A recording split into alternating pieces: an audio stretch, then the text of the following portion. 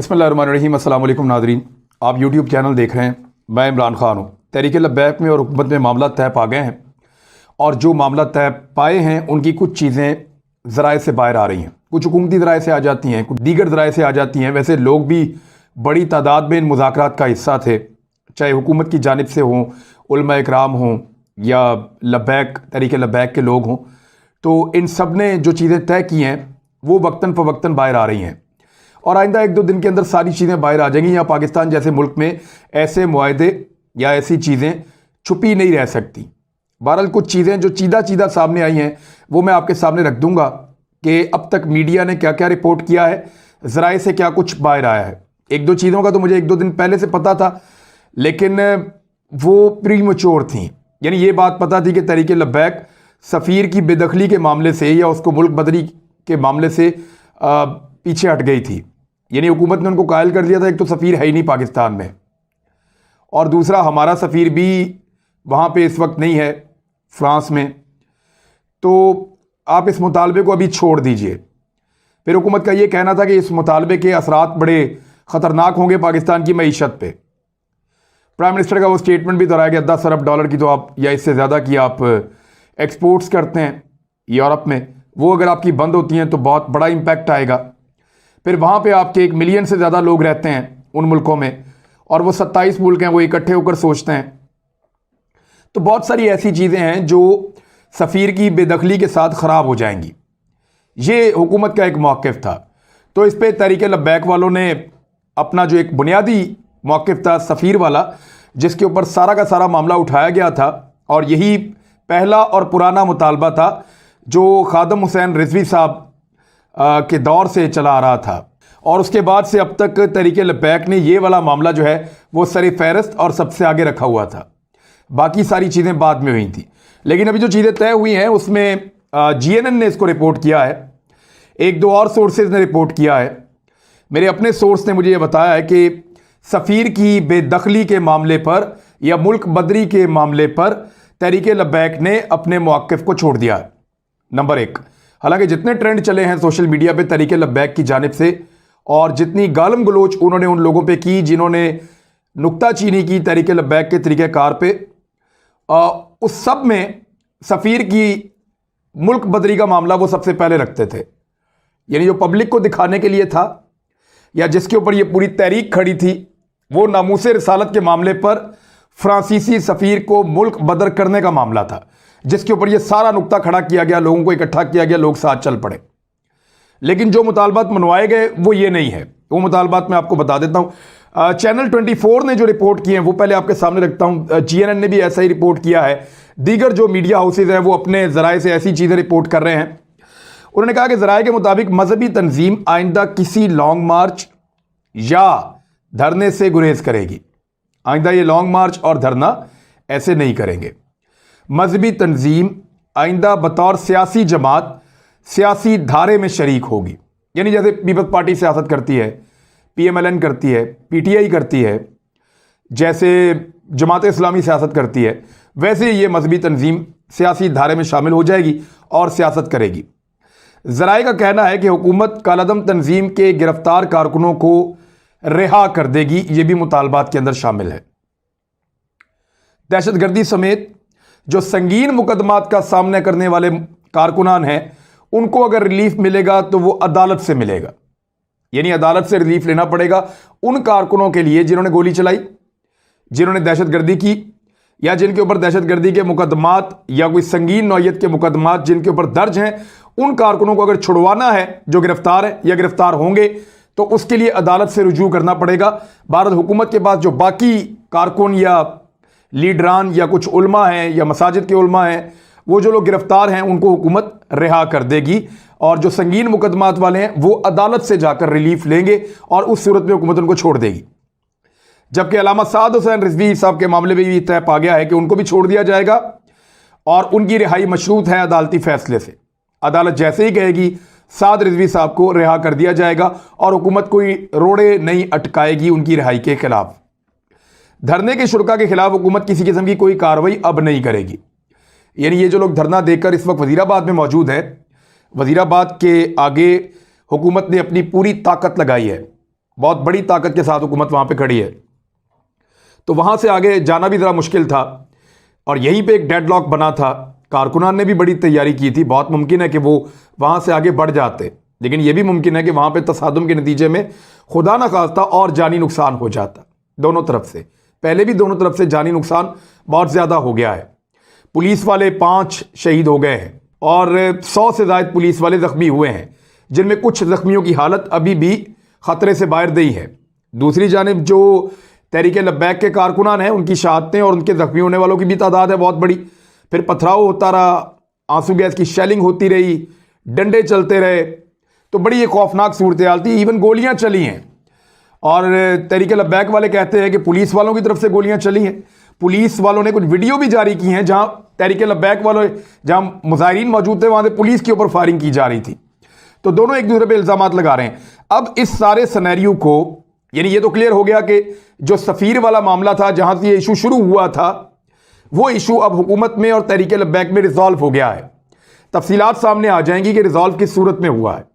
क्या यह है कि हुकूमत सिर्फ इसको टोकन के तौर पे असेंबली में ले जाएगी और वहां से मामला ख़त्म कर देगी, या इस सूरत में है कि सफ़ीर तो मुल्क में मौजूद ही नहीं है, तो मुतालबा किस बात का, या इस सूरत में है कि यह मुतालबा छोड़ दिया जाए क्योंकि यह पाकिस्तान को सूट नहीं करता। हाँ, पाकिस्तान नामूस रसालत के मामले को पूरी दुनिया में उठाएगा और कौमी असेंबली में इस पर करारदाद भी आएगी, वो पहले भी आ चुकी है। अब ये तफसीलात फर्दर आ जाएंगी, लेकिन यह बात बाहर आई है कि इस एक नुक्ते के ऊपर जहां तनाव था सफ़ीर की मुल्क बदरी के मामले पे, वो रिजॉल्व हो गया। बाकी चीज़ें मैंने आपको बता दी हैं।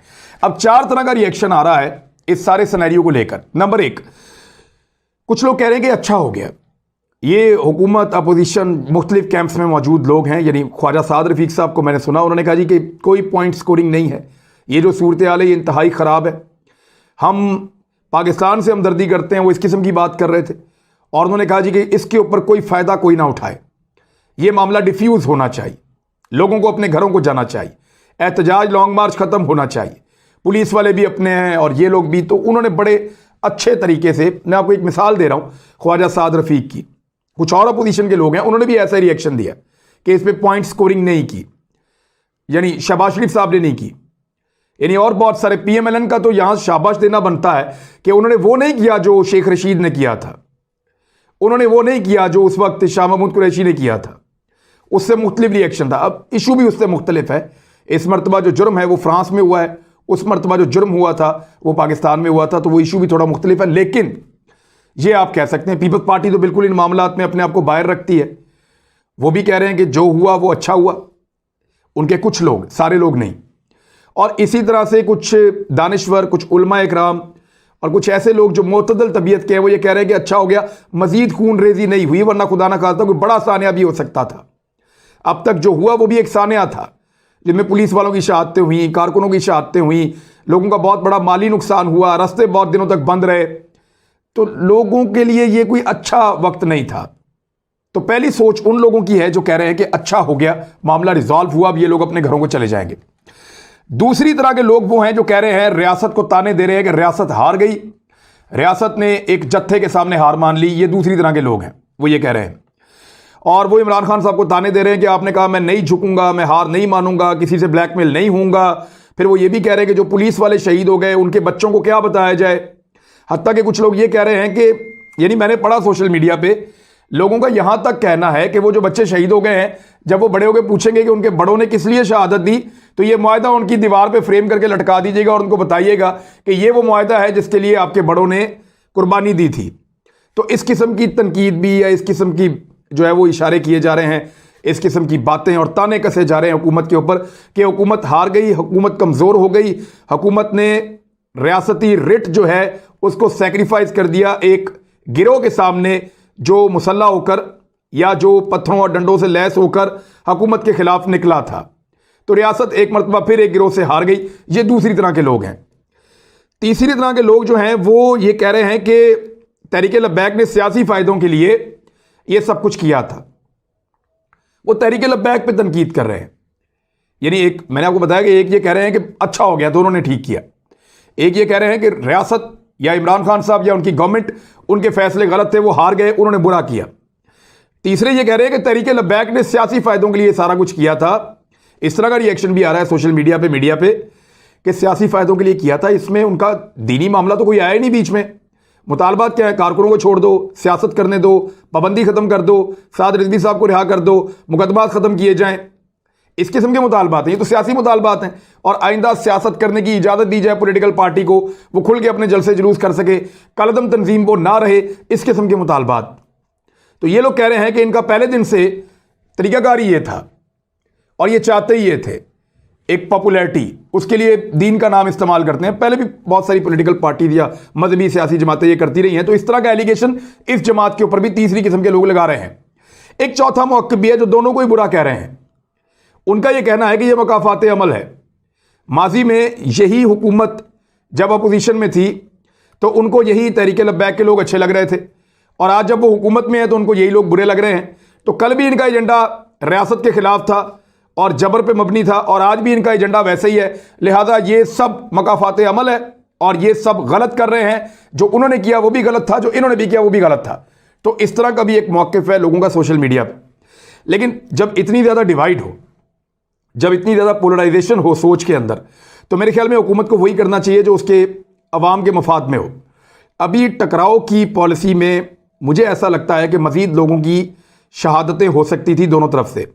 अब वहाँ जो कारकुन मौजूद है वो मासूम लोग हैं, उनको तो जो निकाला गया है या कहा गया है वो नामूसे रिसालत नबी अकरम सल्लल्लाहु अलैहि वसल्लम की नामूस का नाम लेकर उनको सड़कों पर लाया गया है। अब वो तो बेचारे सदके दिल से आए हैं, इश्क़ रसूल में आए हैं।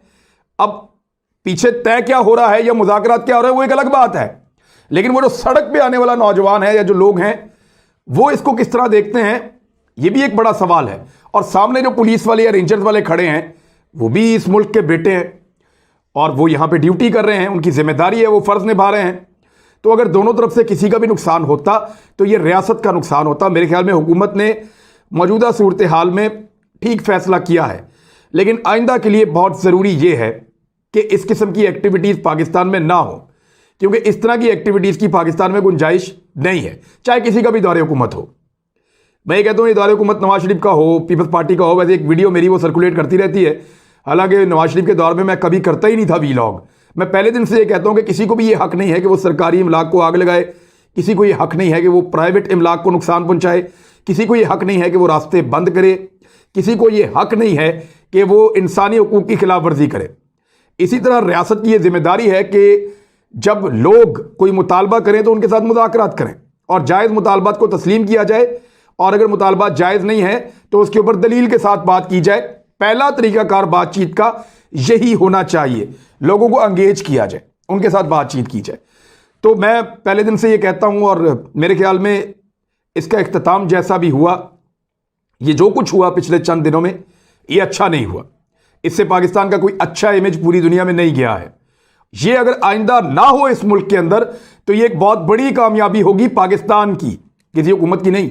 और अपोजिशन की जमातों को तो बहुत शाबाश कि उन्होंने इस मरतबा वो गंदा खेल नहीं खेला जो माजी में अपोजिशन जमातें खेलती रही हैं। इस मरतबा वैसा नहीं किया, यानी शेख रशीद की तरह किसी ने खड़े होकर ये नहीं कहा कि जला दो, मार दो, घेर लो, उड़ा दो, तबाह कर दो, मारो, मर जाओ, ये किसी ने नहीं कहा। ये बड़ी अच्छी बात, ये बड़ी अच्छी बात, और कहना भी नहीं चाहिए ऐसी बात। जिन्होंने माजी में कहा है उनको अपने गिरेबान में झांकना चाहिए। अच्छा, एक चीज़ और क्लियर कर दें जरा जाते जाते। लोग कहते हैं कि पीपल्स पार्टी भी तो एहतजाज करती थी, PMLN भी तो एहतजाज करती थी, PTI भी एहतजाज करती थी, तो इन्होंने एहतजाज किया तो क्या फ़र्क पड़ जाता है? जी मैं फ़र्क आपको बता देता हूँ। कभी भी उन तीनों जमातों के एहतजाज में आपने पुलिस वाले मरते हुए देखें? कभी भी उन तीनों के एहतजाज के अंदर आपने इस किस्म का तशद्दुद देखा? हाँ, अगर उनके ऊपर टॉर्चर किया जाए तो वो उस तरीके से रेजिस्ट नहीं करते, उस तरह के हथियार इस्तेमाल नहीं करते। मुझे अच्छी तरह याद है 2009 में नवाज शरीफ साहब लॉन्ग मार्च लेकर निकले, उस वक्त वकला पे टॉर्चर हुआ था और आसिफ अली जरदारी साहब का दौर था, पंजाब में जो है वो लगा हुआ था गवर्नर राज। तो उस वक्त थोड़े से टॉर्चर के बाद सूरत हाल पुलिस ने बताया जी कि ये तो लोग मरना शुरू हो जाएंगे, और फिर दोनों तरफ से समझदारी का मुजाहरा किया गया। लॉन्ग मार्च गुजरांवाला में था, चीज़ें तय पा गई।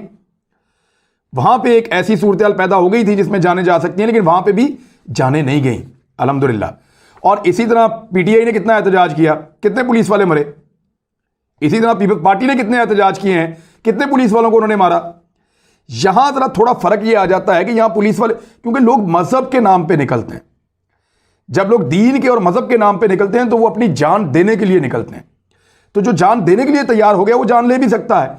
यहां इसलिए मामला नाजुक हो जाता है। इसलिए जो मजहबी मामलात हैं उन पे उलमा इकराम को बैठकर, जो सरकार के साथ उलमा इकराम की टीम है, वहां पे एक कंटिन्यूस एंगेजमेंट होनी चाहिए और ऐसे मामलात को ईवानों के अंदर बैठ के रिजॉल्व करें। ये सड़कों पे जब आएंगे, लोग जज्बाती होते हैं, इस किस्म के नताइज निकलते हैं, इसलिए फ़र्क है। अब तक के लिए इतने, अपना ख्याल रखिएगा, अपने इस चैनल का भी। अल्लाह हाफ़िज़।